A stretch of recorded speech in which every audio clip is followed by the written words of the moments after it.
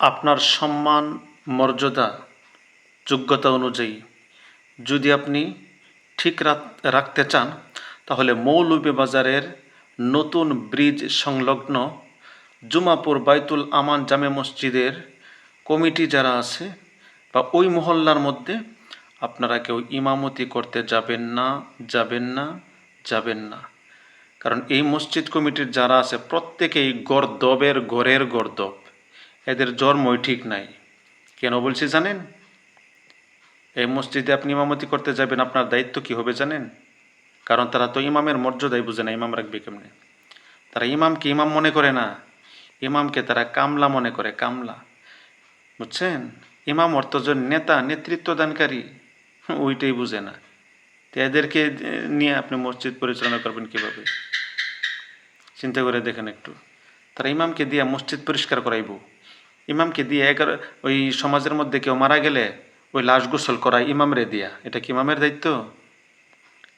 এলাকার মধ্যে কেউ মারা গেলে 40 দিন পর্যন্ত তার বাড়িতে গিয়ে খতম পড়তে হইব ইমাম সাহেবের, বাড়িতে না গেলে চাকরি শেষ। এটা ইমাম সাহেবের জন্য বাধ্যতামূলক। এটা কি ইমামের দায়িত্ব?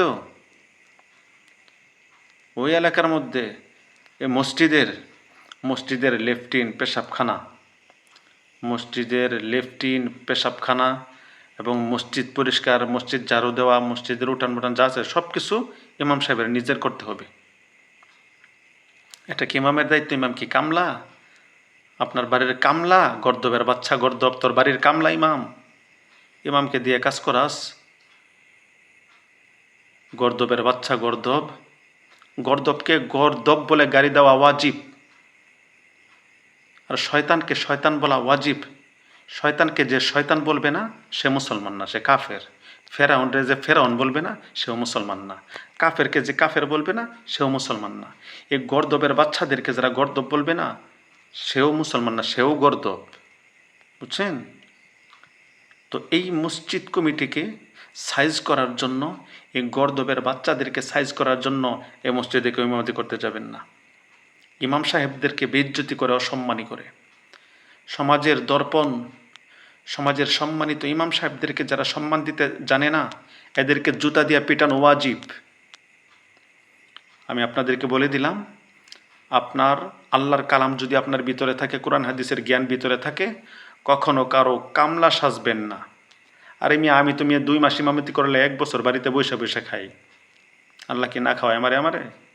আর যদি আপনি জাকাত ফেতরা খাওরা মোল্লা হয়ে থাকেন, যোগ্যতা ভিতরে কোনো কিছু কোরআন হাদিসের না থাকে, লিল্লা খাওরা মোল্লা থাকেন, দনির ময়লা খাওরা মোল্লা হয়ে থাকেন, তাহলে গিয়ে ওখানে পড়ে থাকেন।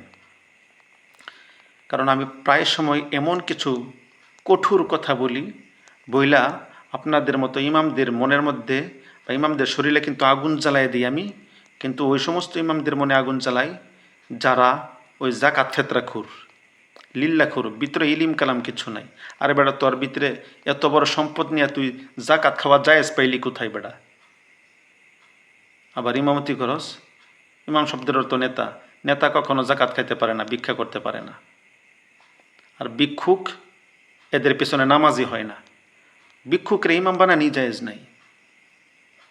ভিক্ষুকরে যদি ইমাম বানানি জায়েজ হয়, তাহলে তোর ভিক্ষুকের নাম তখন থেকে ভিক্ষুক না, তখন থেকে ভিক্ষুকের নাম হয় নেতা। You are watching Rough TV 24. Breaking news starts now.